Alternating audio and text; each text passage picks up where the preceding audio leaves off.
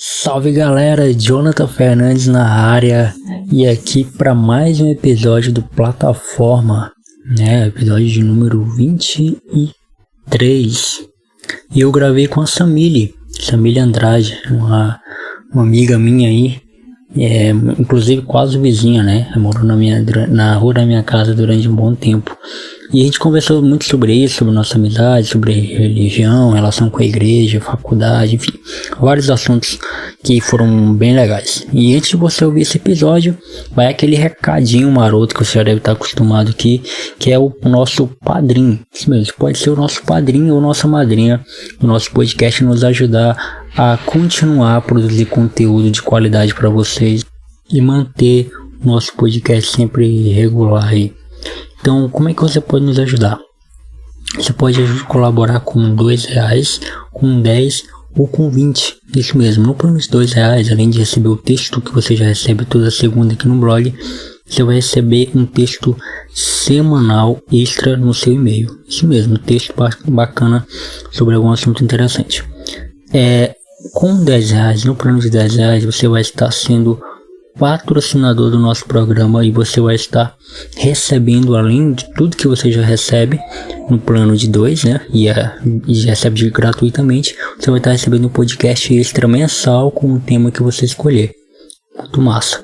Já não era massa o bastante, O plano de R$20 você se torna prêmio e você vai receber todas essas coisas que os outros planos dão e um extra a mais, que é você fazer parte do nosso grupo no WhatsApp e ajudar na produção dos programas. Isso mesmo, ajudar sugerindo temas para o Teólogo de Quinta, ajudar sugerindo convidados e tudo mais. Cara, vai ser muito da hora, E sem contar que seu nome vai ser citado em cada episódio de todos os programas. Na intro de todos os programas, seu nome vai ser citado aqui. Caso você tenha uma empresa, quer sua empresa sendo anunciada aqui no nosso podcast, vai ser uma honra. Vamos negociar valores e fazer uma parceria bem da hora, beleza? Então é só entrar em contato comigo pelo e-mail fernandesjonathan31@gmail.com. Massa, Então vamos pro episódio, que esse episódio tá demais.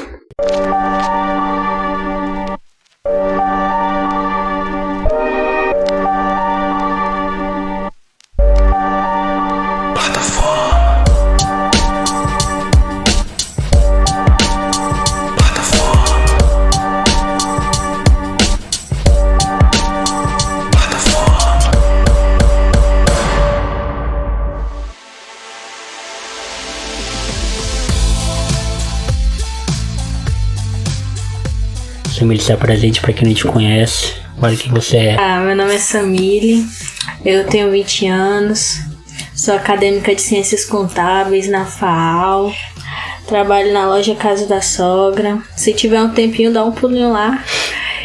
Então, Samile, a gente vai começar do começo. Geralmente quando eu trago um convidado que já é meu amigo, a rota que eu traço é como a gente se conheceu. Essa é a base para gravar com um amigo.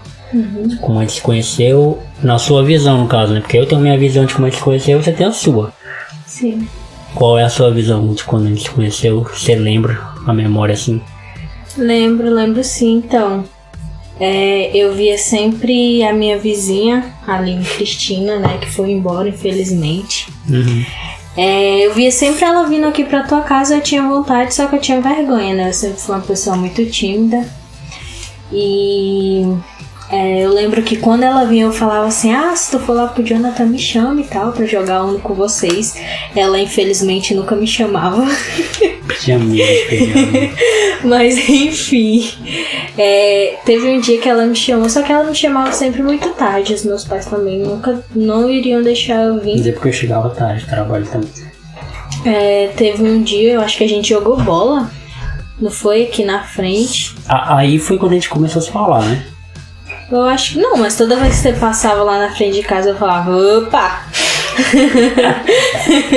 E foi quando a gente começou a criar laços mais afetivos, o que foi um negócio bem espontâneo e bem bacana. Sim. E graças a Deus estamos aí até hoje. Então, pra quem não sabe, essa família ela morava na rua da minha casa, Assim como a Aline, que era a vizinha dela, inclusive. E você pode ver o episódio que eu gravei com o Giovanni, que é o episódio número 9, que é meu vizinho. logo quando eu cheguei aqui, velho, foi muito difícil pra mim, né? Porque, como eu já falei pra vocês, sou uma pessoa muito difícil de fazer amizade. Na verdade, eu não faço, né? As pessoas que fazem comigo. E eu, com o tempo, seleciono se eu quero ou não ser amigo daquela pessoa. Então, eu sou muito difícil. E eu sei que não parece, mas eu sou. Que nem tudo que parece é.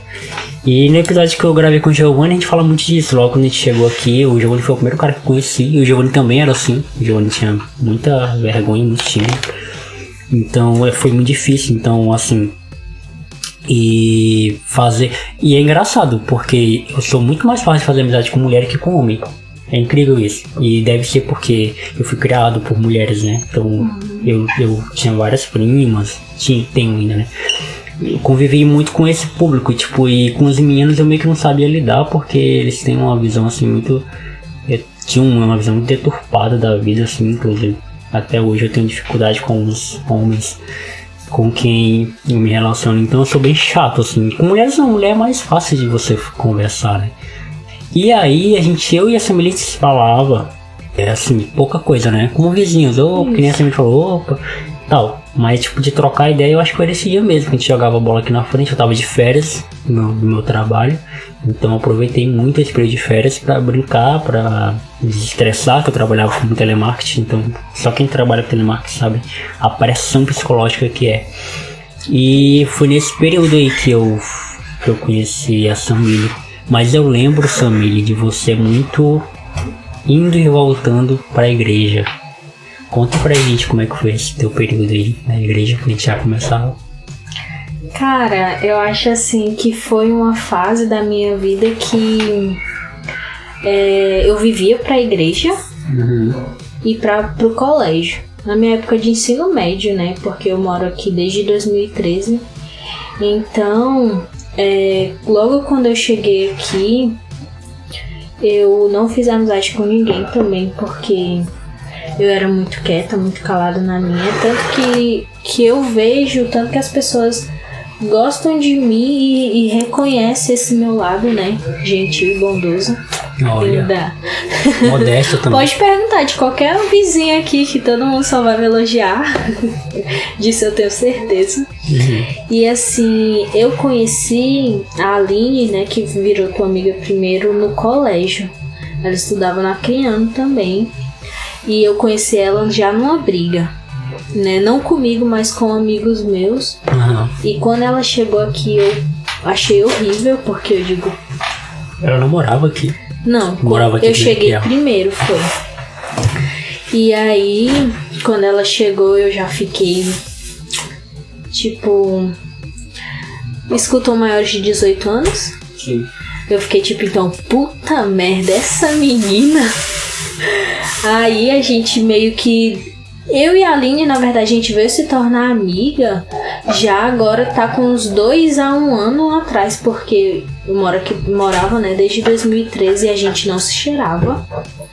Não se cheirava, mas aí se mudou uma outra vizinha, a Ana Clara, que morava do lado da casa dela. E aí nós três nos tornamos amigas, né? E foi através da Ana Clara que eu conheci a Aline. Mas era mais aquela história de... a gente era amiga da Ana Clara. Sim. Juntas a gente ficava raramente. E aí a Ana Clara conheceu o Adson, que era o nosso líder. Foi quando a gente foi pra igreja, pra célula, na verdade. E eu sei que o tempo foi passando, a gente da igreja, né? Todo mundo se falava normal.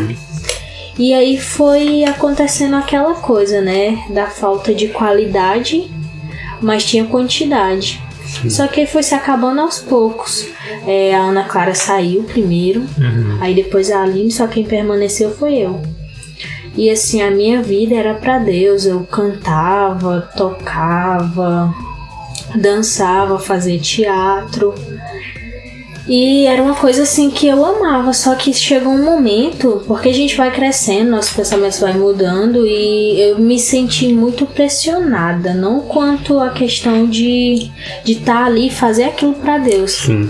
Mas o meu líder, ele pressionava muito a gente, tipo, se a gente faltasse culto, eu já ficava com aquela pressão psicológica. Meu Deus, vou levar um carão do Hades. Ficava com aquilo, entendeu? Na cabeça. Então eu vi que eu não tava mais indo pra igreja por causa de Deus. Porque era uma coisa que eu tava fazendo obrigada por medo de levar carão do meu líder. Então foi quando aconteceu uns altos e baixos lá, né? Já com muito tempo lá. E aí eu saí de lá. Aí depois que eu saí de lá, eu tô aí, né? Me afastei da igreja, mas não me afastei de Deus. Graças a Deus por isso. Assim, tenho o meu tempo a sós com Ele diariamente. Pelo menos meia hora do meu dia eu entrego pra Ele, né? Ou mais quando eu não tô muito atarefada, porque faculdade de trabalho não é pra qualquer um. Antes eu não acreditava muito nisso, né? Mas é porque eu não vivia nisso. Mas agora, como eu vivo dentro dessa situação, eu vejo que é muito complicado mesmo estudar e trabalhar. Mas assim, é uma coisa que me fez amadurecer muito. Tenho mais responsabilidade com tudo. Moro sozinha aos 20 anos. Cuido das minhas coisas, ajudo os meus pais. Mas assim, a minha vida na igreja era um tempo assim magnífico. O que acabou foi a confusão que teve lá, que não vem ao caso agora.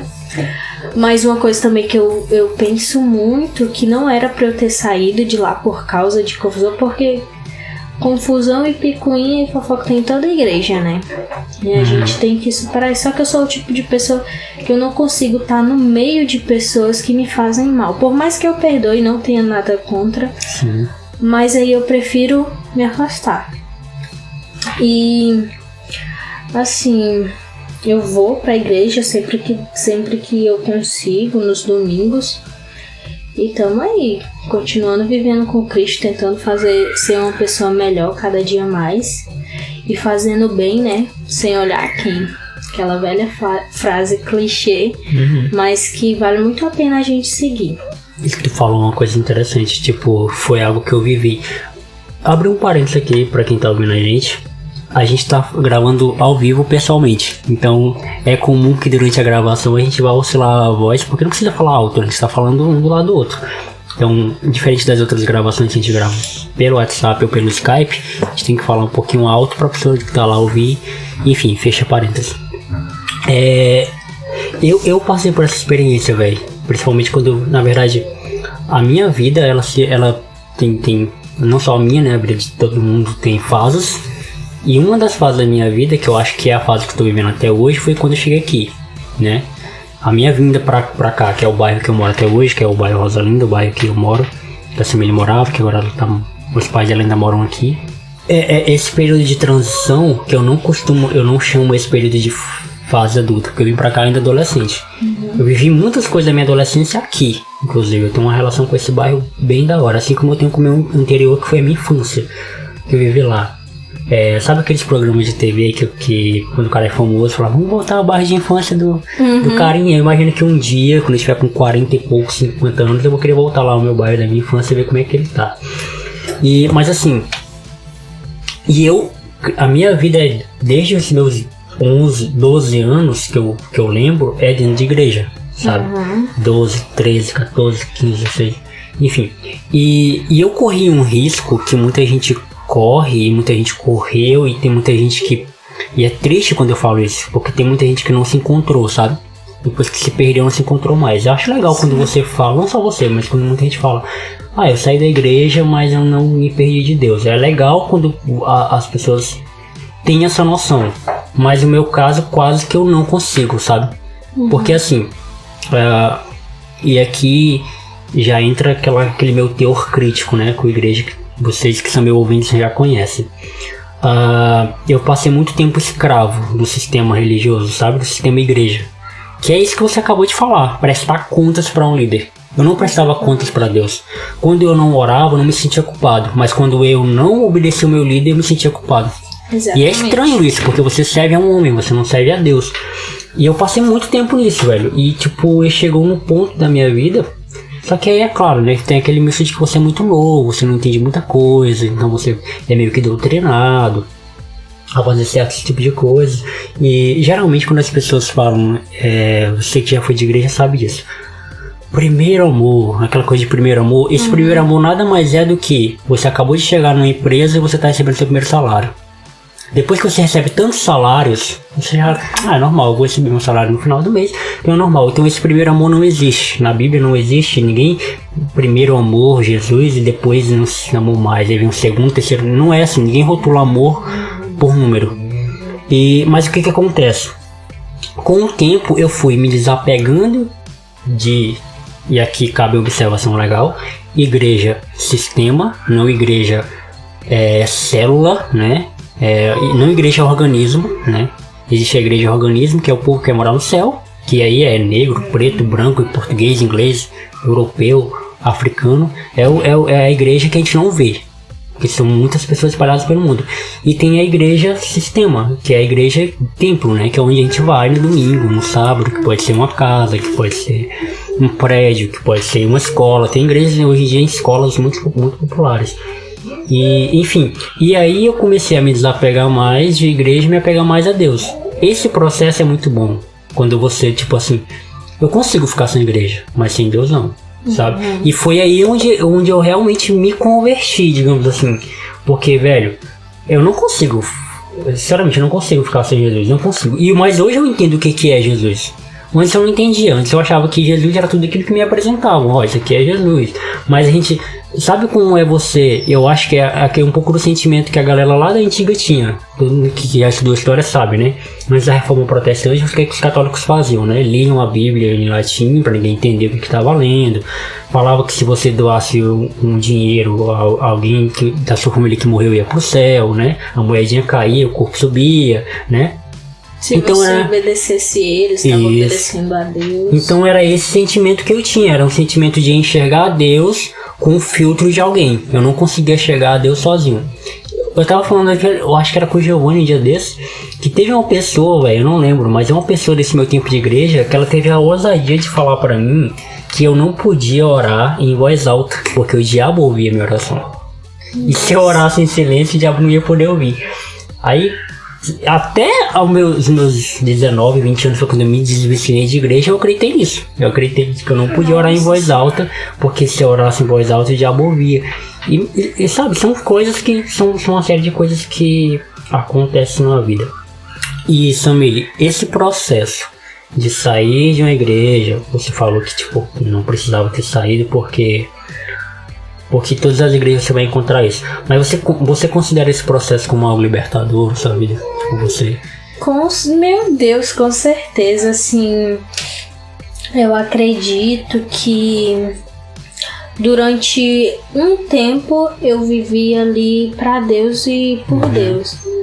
Mas um longo período de tempo foi para agradar...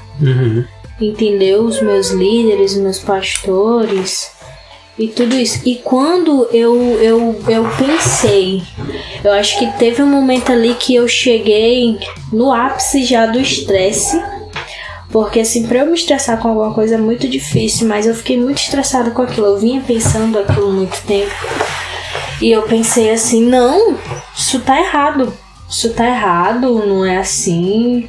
E aí eu me dei conta do que eu tava fazendo, que não era pra Deus que eu tava fazendo. Porque eu tinha medo, entendeu? Medo dele. Eu não sei o que acontecia. Eu sei que se eu fazer alguma coisa de errado, de não ir pro culto, e se faltasse, ele ficava muito bravo. Qualquer coisa que eu fazia, a primeira coisa que me vinha no pensamento era ele. Foi quando eu tive uma conversa com a minha tia, que é quase uma mãe, e ela é da igreja também. E eu contei pra ela a situação, né? Eu disse, tia, eu não faço mais as coisas assim, com alegria, com aquela alegria do começo que eu fazia pra Deus e tudo. Porque eu faço com medo de ele brigar comigo. E eu tinha que estar lá. Os cultos eram... sábado, domingo, terça e quinta. Tinha que estar todos esses dias da semana lá. Se não tivesse, puxão de orelha. Minha filha, que você tá se desviando, que isso, que aquilo. E não é assim. Eu tenho certeza que Deus não ia me castigar por eu ter faltado um dia, por eu estar cansada demais. você tá cansado, é obra do diabo, é obra do inimigo. Não é assim as coisas, entendeu? A gente é ser humano, a gente tem as nossas necessidades também, a gente cansa às vezes, a gente tem que se respeitar. E assim, eu aprendi muito com isso, porque depois que eu saí, depois que eu, não que eu tenha me revoltado, mas que eu abri os meus olhos para aquela situação, eu vi muitas coisas que eu fechava os olhos, entendeu? Sim. Pra não ver. Parecia que eu fechava e eu abri os meus olhos e vi que não era aquilo que eu queria pra minha vida.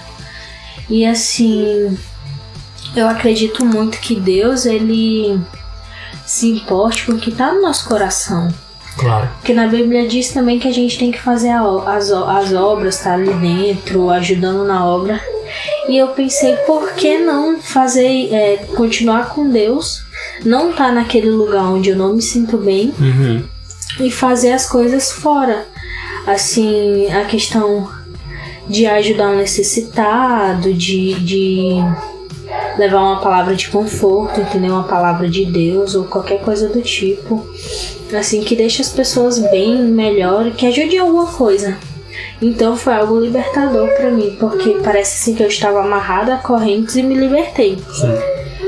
Então é uma coisa assim que eu parando pra pensar, foi um divisor de águas na minha vida, entendeu? Ter saído assim de lá. Não pela igreja, não pelas pessoas, porque as pessoas eram maravilhosas, a igreja era assim um lugar abençoado. Mas algumas pessoas tinham algumas situações que me faziam não se sentir bem. Sim. Então eu me libertei, eu me senti assim liberta e até hoje estou aí. Sem aquela pressão de ter que estar ali sempre, de estar devendo alguma coisa pra alguém, entendeu? Então é uma coisa que, meu Deus, eu sou muito daquele negócio de que Deus, ele se importa com o que tem no meu coração, não no que eu tô ali fazendo as outras coisas, entendeu? Se ele sabe do meu coração, então tá tudo bem, tá tudo perfeito.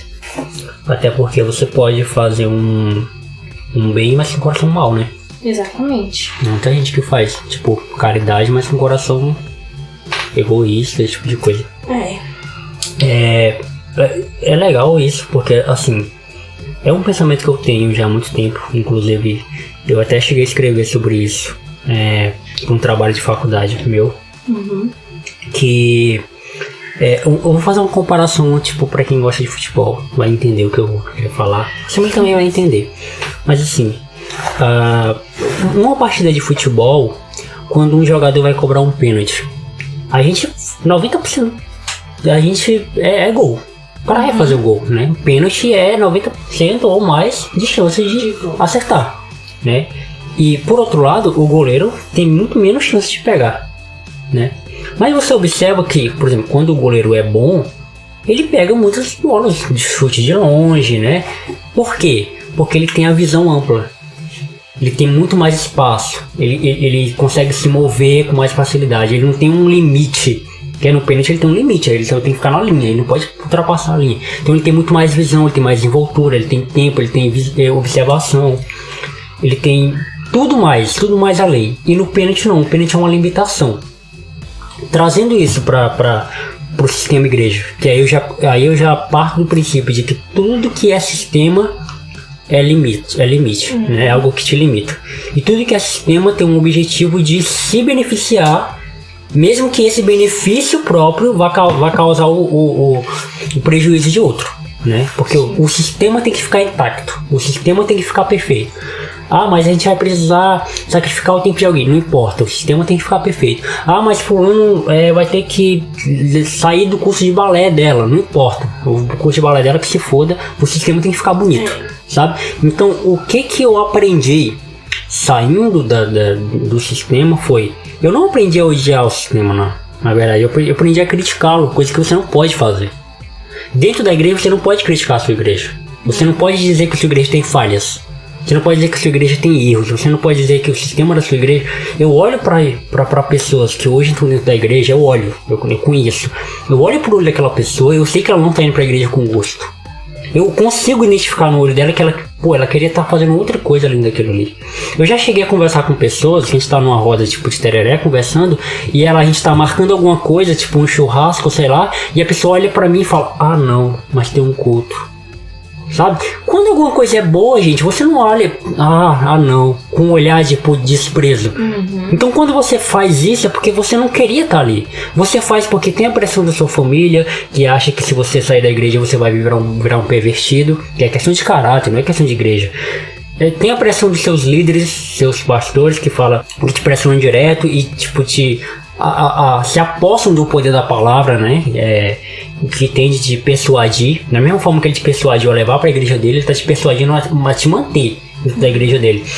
E tem a sua pressão, que é a pressão que você joga sobre você mesmo. Eu não posso sair da igreja porque a igreja me faz uma pessoa melhor. Eu acho que tem até uma questão de moral, né? Por exemplo, se eu faço parte de uma igreja, eu sou melhor do que fulano que não faz parte.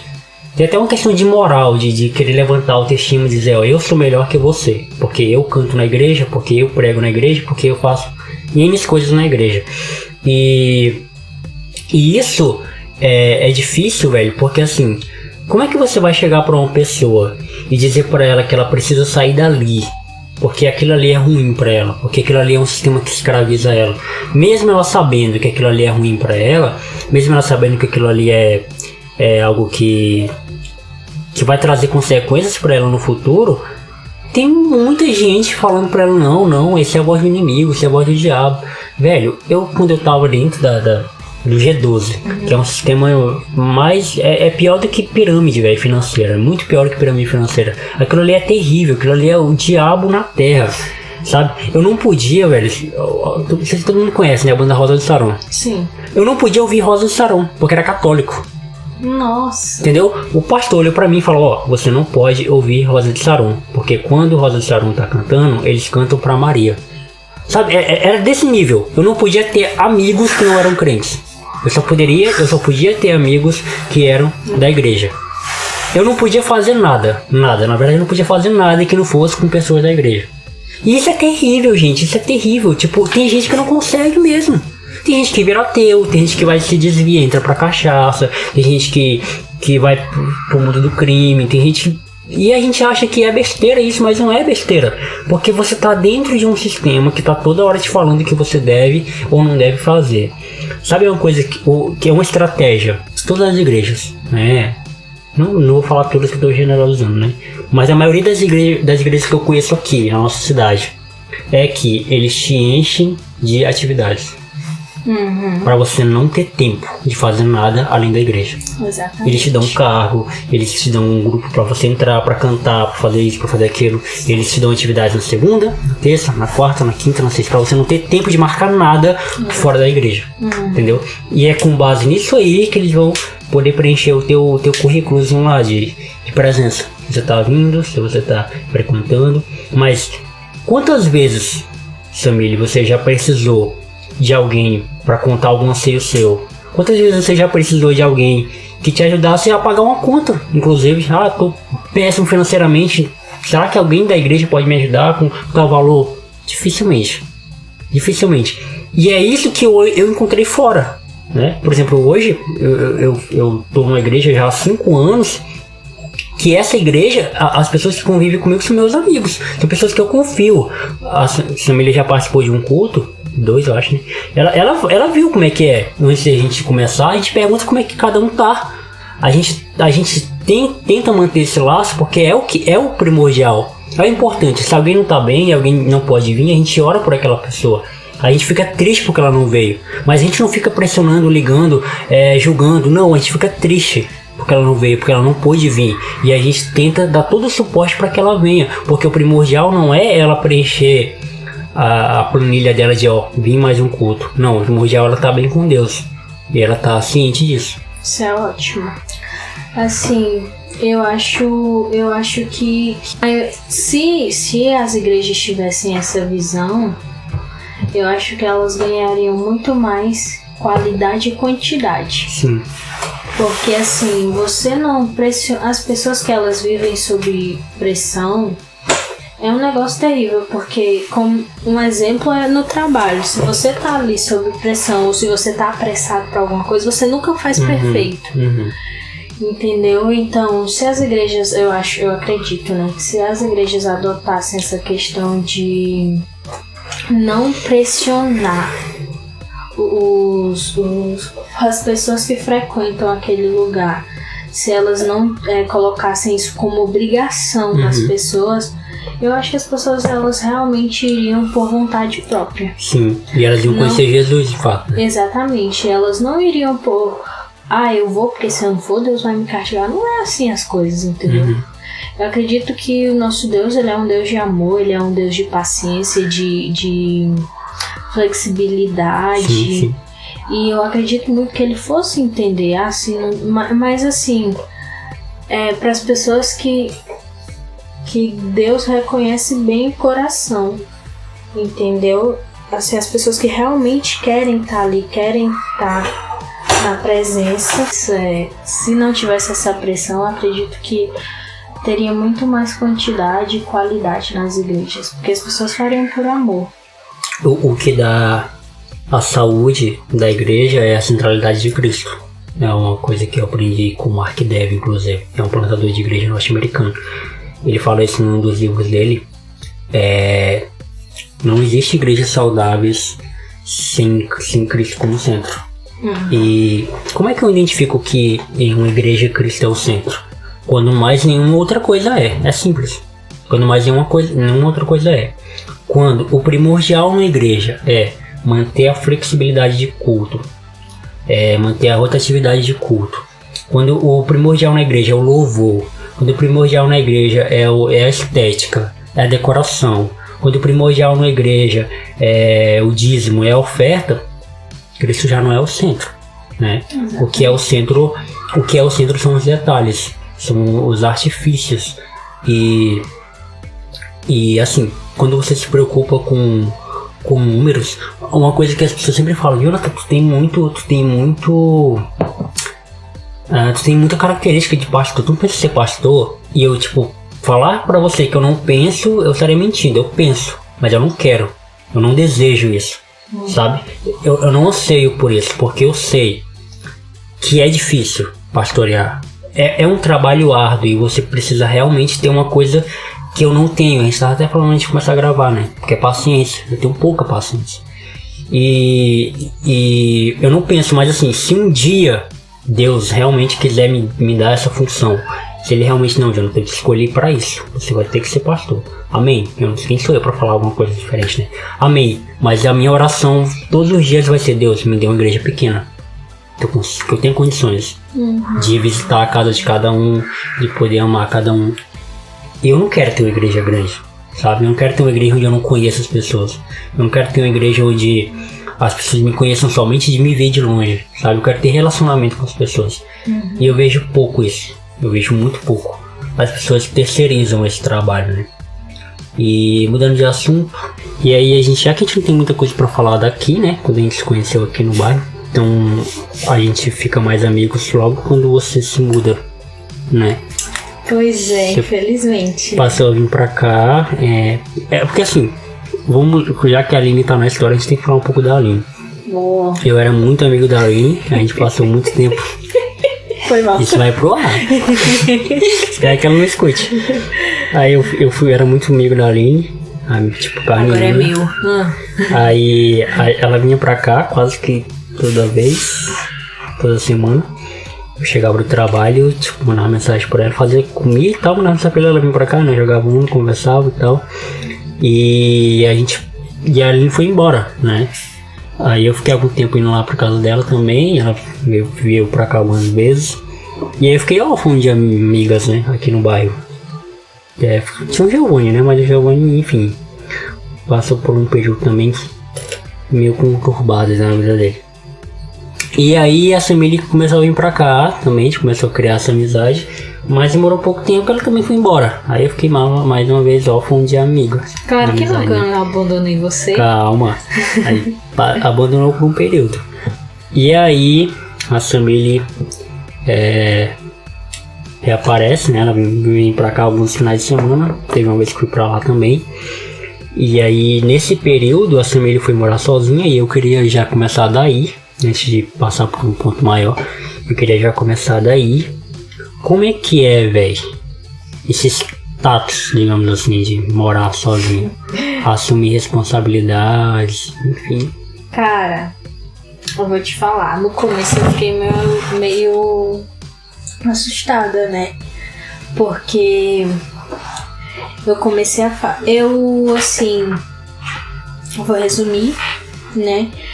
Eu saí de um relacionamento e eu fiquei muito mal mesmo. E aí apareceu a oportunidade eu vou prestar um vestibular.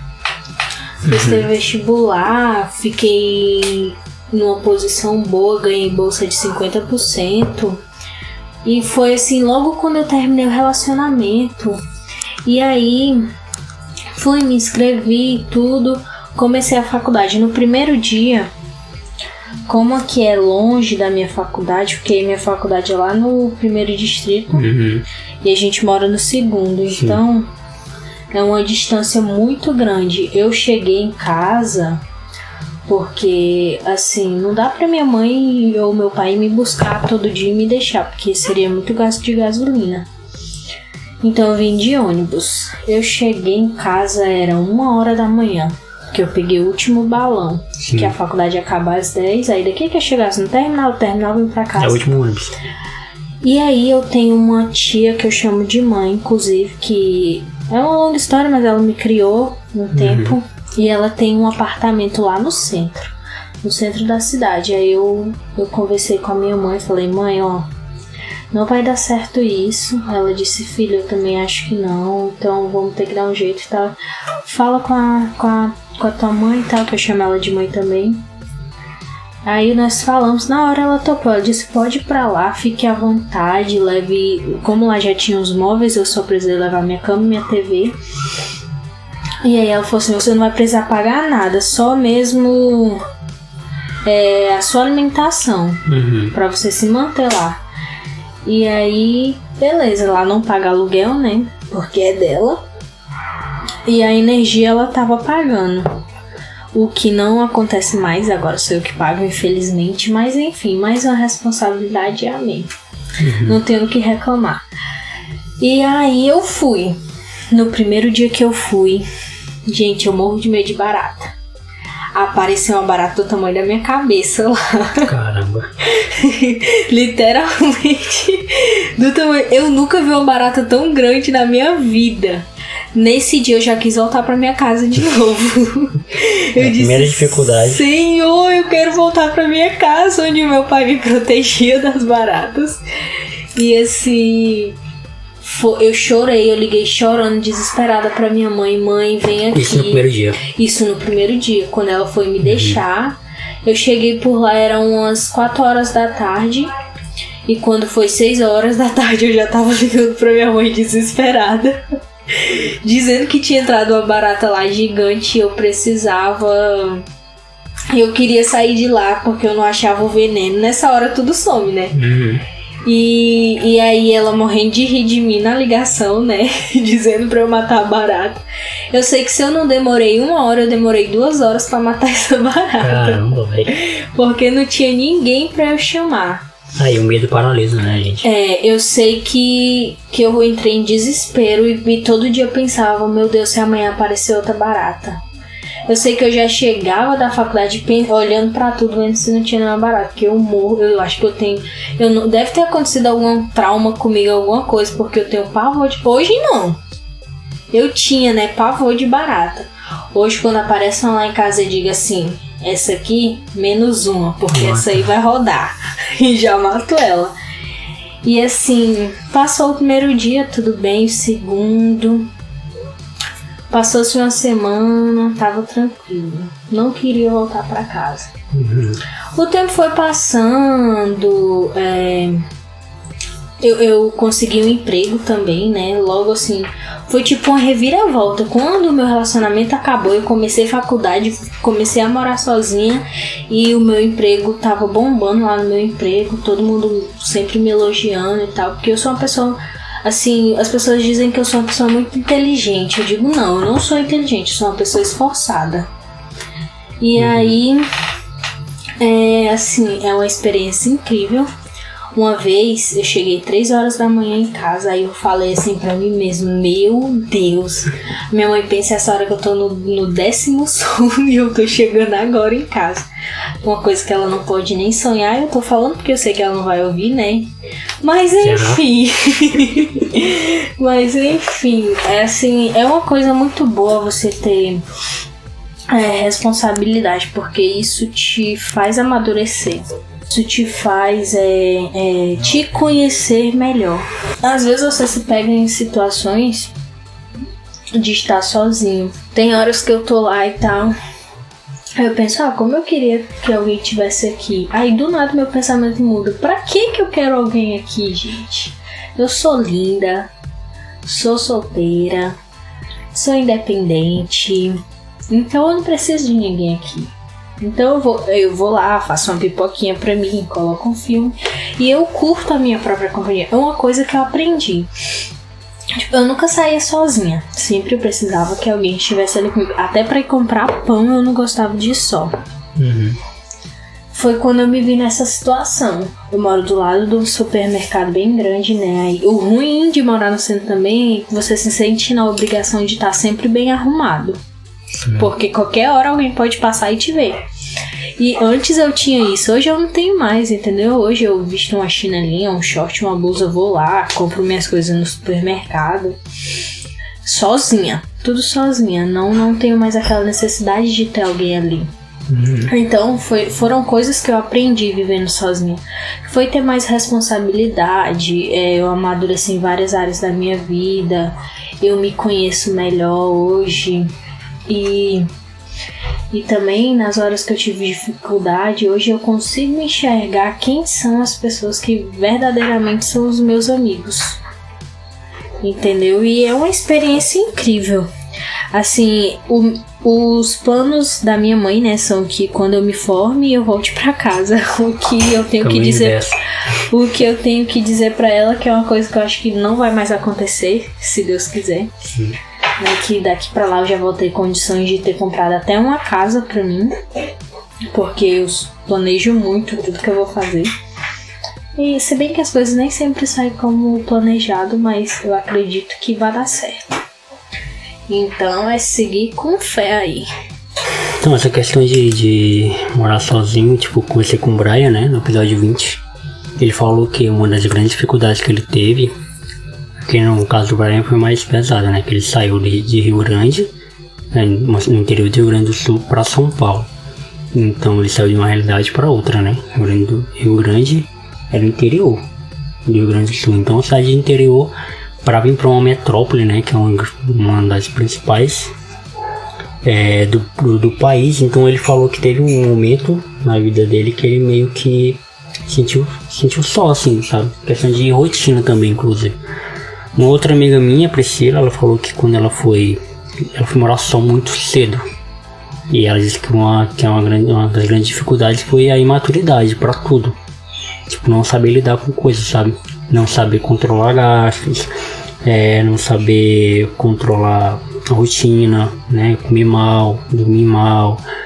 E eu sou um cara muito disciplinado, assim. Óbvio que eu tenho minhas falhas que todo mundo tem, né? Às vezes eu como mal, às vezes eu durmo mal também. Mas assim, eu acredito que no sentido de equilibrar as coisas eu não vou ter tanta dificuldade. Por outro lado, eu vou ter bastante dificuldade em organizar coisas que eu nunca precisei organizar, sabe? Então cuidar de coisas, por exemplo, coisas que são bem burocráticas de uma casa, como fazer a própria comida, é um ponto, né? Ajeitar a encanação da água, né? Também coisas assim que a gente vê nossos pais fazerem, mas a gente mesmo nunca fez, que nunca precisou. Mas na sua própria casa você vai precisar fazer, porque se não for você, é quem? Né? E também associou-se esse período de morar sozinho com a faculdade, como você bem disse. Isso te fez crescer, né? Como você já deixou bem claro. Mas você observa que esse período de mudança, esse período de transição, não só mudança de casa, mas também mudança de nível de vida, digamos assim, uma introdução a um ambiente acadêmico e também ao trabalho, que é uma coisa que, poxa, o que o trabalho faz a gente crescer, velho, é algo que só quem já trabalhou sabe, né? E você percebe que essa mudança te fez ser a pessoa que você tá se descobrindo hoje, ou você ainda tá nesse processo, assim? Cara, assim, eu sou uma pessoa muito tranquila. Então, eu acredito que eu consigo lidar com todas as dificuldades que me acontecem, porque eu sou muito centrada. Eu traço os meus objetivos e vou lá e consigo fazer. A única coisa que eu não consigo fazer é ser fitness. Mas enfim, não vem ao caso. E assim, eu sou uma pessoa que eu penso muito nos pós e nos contras.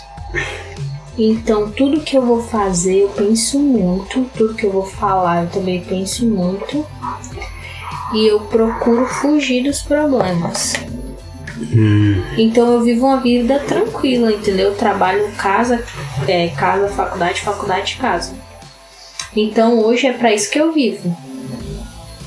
Pro meu trabalho, pra minha faculdade e só. E assim, agora eu vou entrar de férias, graças a Deus. E eu já coloquei na minha cabeça que o tempo de aproveitar vai ser nas férias. Fora isso, o foco é a faculdade, o foco é o trabalho e assim, ajudar os meus pais. Eu quero estar num patamar que eles não precisem mais trabalhar. Sim. Que eu até conversei contigo recentemente sobre isso, né? Eu quero que eles não trabalhem mais, eu quero poder dar de presente viagens pra eles, porque eles nunca saíram daqui. O meu pai, ele estudou só aqui até a 4ª série. Só que ele é um cara inteligentíssimo. Sim. E a minha mãe já tem ensino superior, é professora e tal, mas ela nunca saiu daqui também, pra nenhum lugar. Acho que o mais longe que a gente foi pro Belém do Pará. E eu nem me lembro mais, porque eu tinha 3 anos de idade. E eu queria levar meu pai assim pra conhecer a praia, pra conhecer lugares novos. É por isso que eu tô me formando, é por isso que eu tenho feito muitas amizades no ramo, entendeu? E eu só quero fazer isso não tanto por mim, mas por eles, pra eu poder dar o que eles nunca tiveram.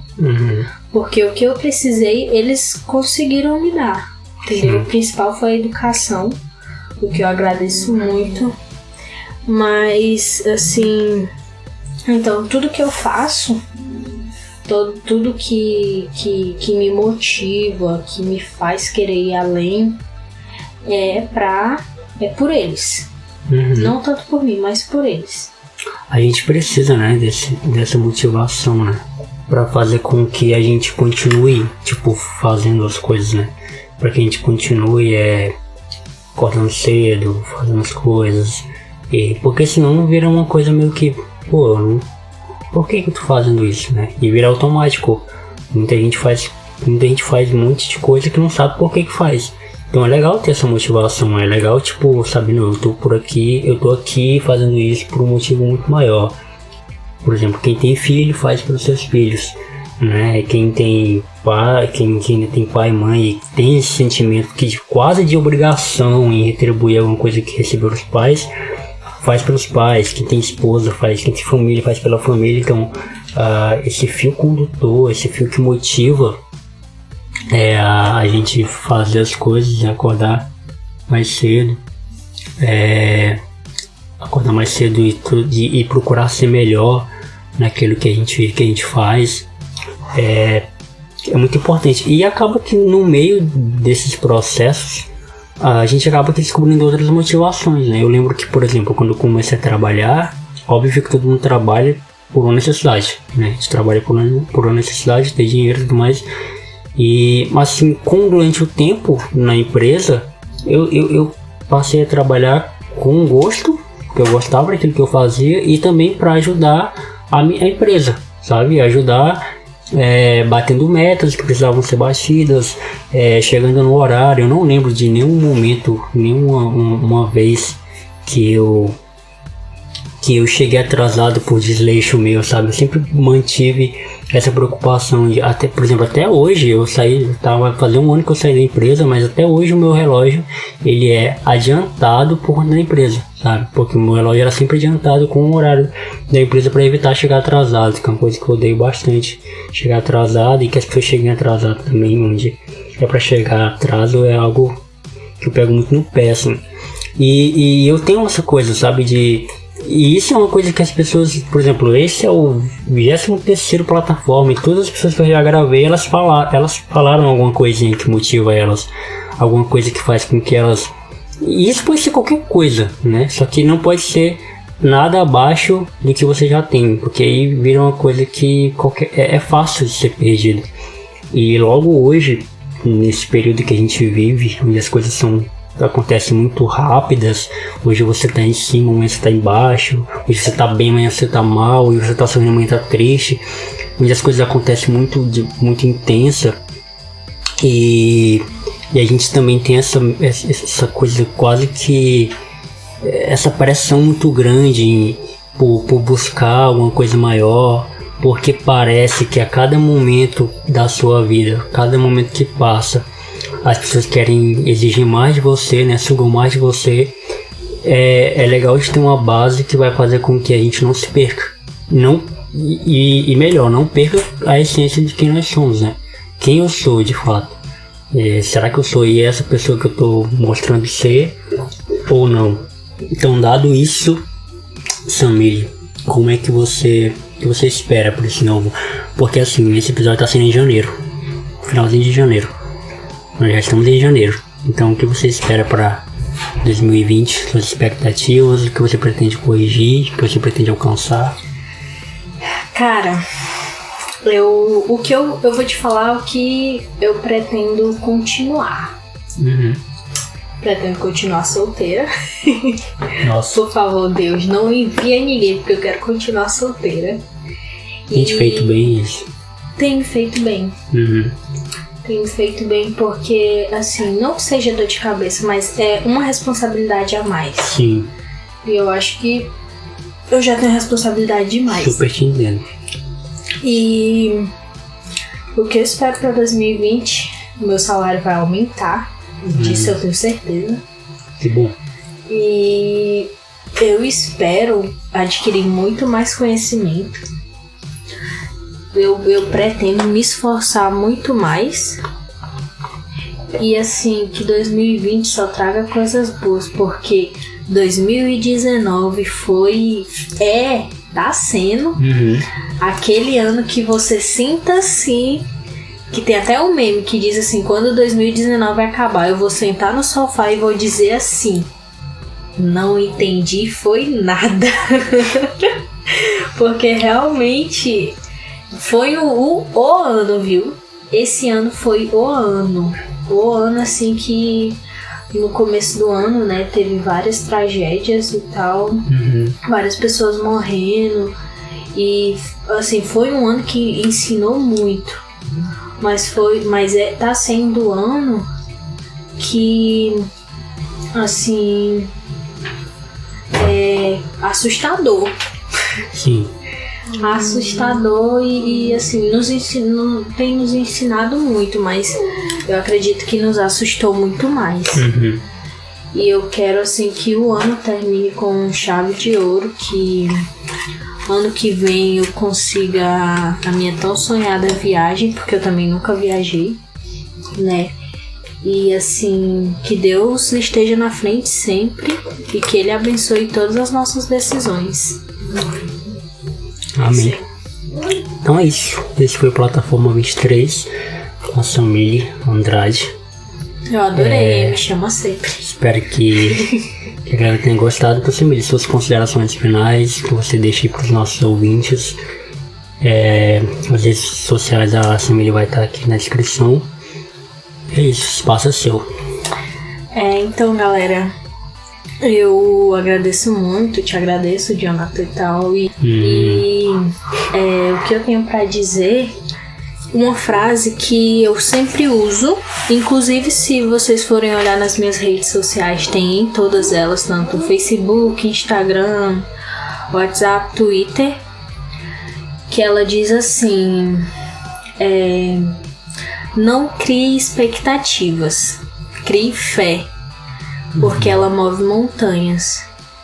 E eu deixo essa frase para vocês refletirem, porque assim, Deus acima de todos, de tudo na verdade, e de todos também, né? Que Deus sempre vem em primeiro lugar. E fé que as coisas melhores ainda estão para acontecer e ainda vem muita coisa boa por aí. Basta acreditar e ter fé.